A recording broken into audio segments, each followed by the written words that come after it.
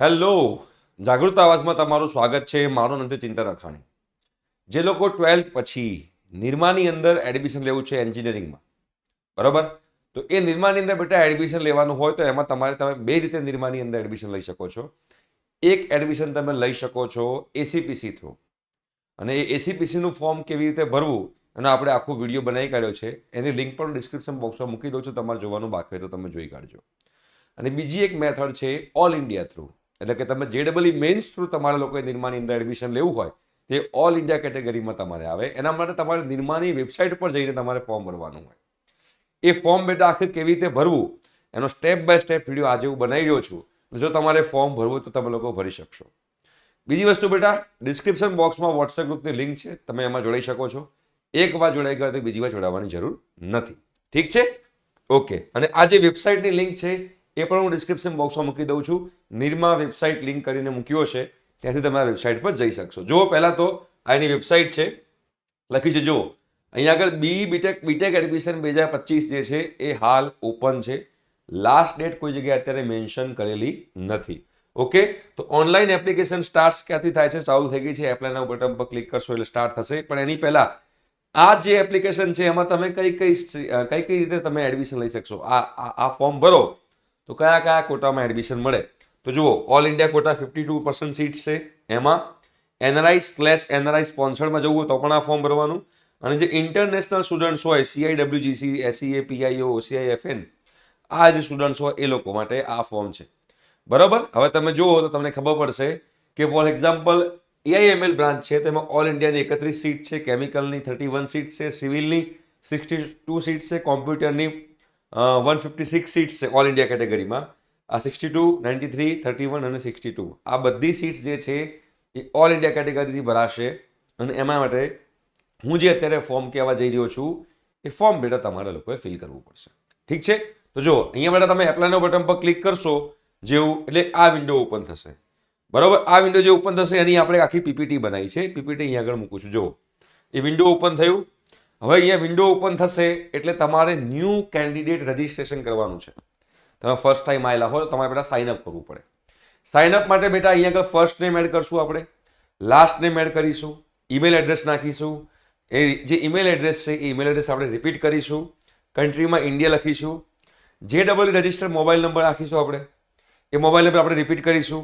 અને અહીંયા આગળ તમારે આ કેપ્ચા નાખવાના છે. અહીંયા જે લખેલું છે એ આપણે નાખશું અને ગેટ OTP બટન પર ક્લિક કરશું એટલે OTP આવશે. રાઈટ. OTP આપ્યા પછી તમારે પાસવર્ડ ચેન્જ કરવાનો આવશે. બિકોઝ તમને પાસવર્ડ જે આવ્યો હશે એ પાસવર્ડ તમારે ચેન્જ કરવાનો થશે. પાસવર્ડ તમારા રજિસ્ટર મોબાઈલ નંબર કાં તો તમારો જે ઈમેલ આઈડી છે એની પર આવ્યો હશે એને કહેવાય છે ઓલ્ડ પાસવર્ડ. ઓલ્ડ પાસવર્ડ નાખીને તમારે જે પોતાનો નવો પાસવર્ડ નાખવો હોય એ નવો પાસવર્ડ નાખી દેવાનો, રીટાઈપ કરવાનો નવો પાસવર્ડ અને ચેન્જ પાસવર્ડ બટન પર તમારે ક્લિક કરવાનું. હવે જેવું તમારું ચેન્જ પાસવર્ડ બટન પર ક્લિક કરશો એટલે પછી તમારું આ ફોર્મ અહીંયા આગળ ઓપન થશે.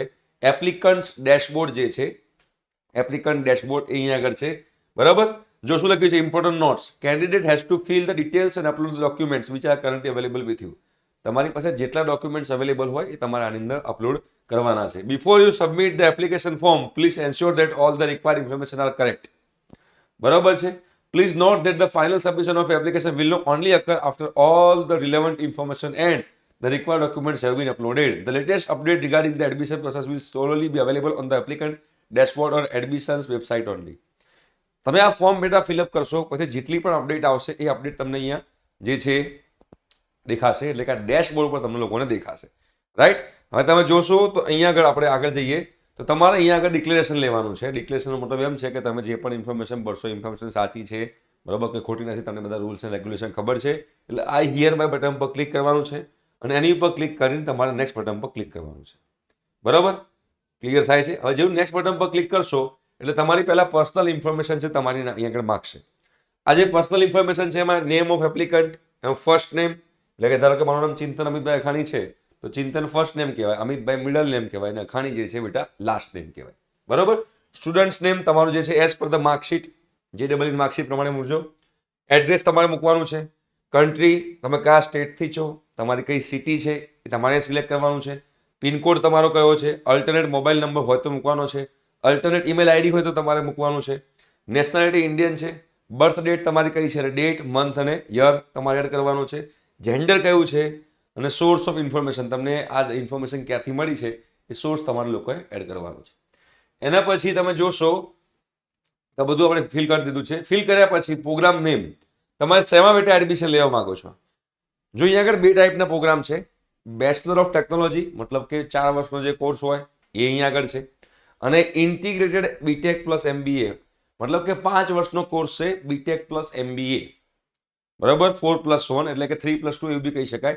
એટલે તમે જ્યારે નિરમામાંથી પાસ આઉટ થશો એટલે તમારી પાસે 2 ડિગ્રી હશે, bachelors degree as well as masters degree MBA ની અંદર.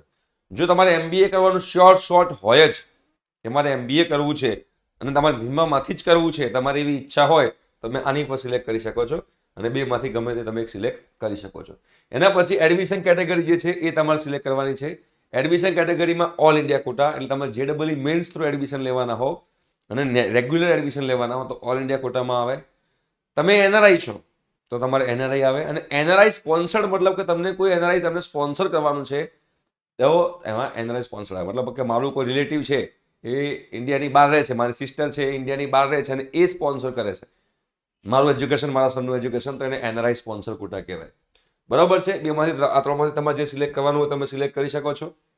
હવે તમે બેટા આ જે JEE ફોર્મ ભરશો તો આ JEE ના ફોર્મ માટે જો તમે ગુજરાતના હોવ તો એની ફી 350 રૂપિયા છે, અને ગુજરાત બહારના હોવ તો તમારી ફી જે છે 1200 રૂપિયા છે.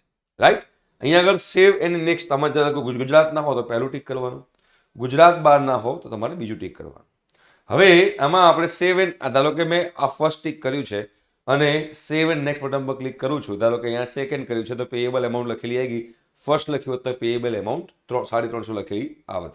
એના પછી તમારે લોકોએ શું કરવાનું છે તો તમારો JEE નો એપ્લિકેશન નંબર છે એ અહીંયા આગળ એડ કરવાનો છે.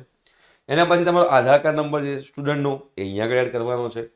ઈમેલ આઈડી, બરાબર, JEE મેન્સમાં યુઝ કરી હોય ઈમેલ આઈડી, અને તમારો જે JEE મેન્સનો રજિસ્ટર્ડ મોબાઈલ નંબર છે એ તમારે અહીંયા એડ કરવાનો છે.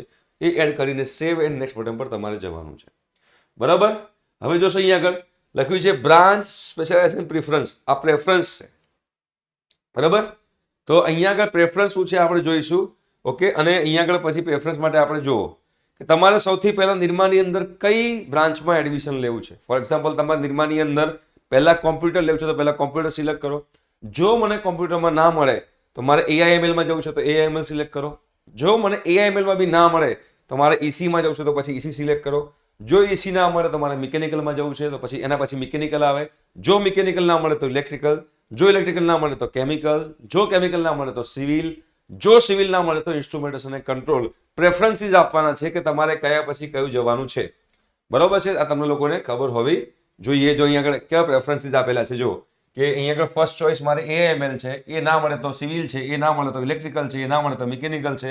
અને બેટા તમારે ઉપર નીચે કરવું તો પણ તમે લોકો ઉપર નીચે કરી શકો છો. એટલે તમારે ધ્યાનમાં રાખવાનું, આ તમે આડું અવળું ના રાખતા, તમારે શું કરવાનું છે, જે પહેલા જોઈતું હોય એ પહેલા બ્રાન્ચ તમારે અહીંયા મૂકવાની છે. બરોબર. પછી વેરીફાઈ એન્ડ ફાઇનલ સેવ આવશે. ધારો કે તમે પ્રેફરન્સીસ નાખી દીધા તો એના પછી તમારે વેરીફાઈ અને ફાઇનલ સેવ આવશે. એ પછી તમારે પેમેન્ટ કરવાનું આવશે. તમારે જે પેમેન્ટ કરવાનું આવશે, પેમેન્ટ ગેટવે, ઇઝી પે આવશે, નેમ નાખી દો, એપ્લિકેશન નંબર, બરાબર છે, કન્ટ્રી જે પણ હોય એ, અને કન્ફર્મ અને પે ના બટન પર ક્લિક કરશો એટલે તમારું પેમેન્ટ થઈ જશે અને તમે નિરમાની અંદર ઓલ ઇન્ડિયા કોટામાં એપ્લાય કરી શકશો. બરાબર છે.